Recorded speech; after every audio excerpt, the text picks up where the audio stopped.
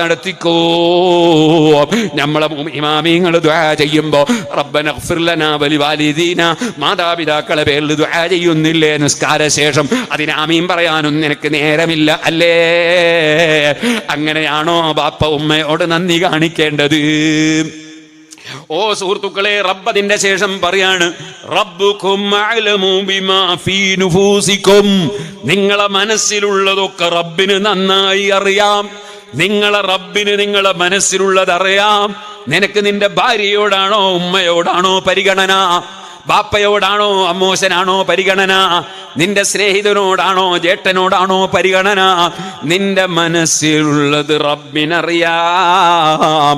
in തകൂനു സാലിഹീന, നിങ്ങൾ നല്ലവരായാൽ ഫഇന്നഹു കാന ലില്ലവ്വാബീന ഗഫൂറാ, അല്ലാഹുവിലേക്ക് ധാരാളമായി മനസ്സുകൊണ്ട്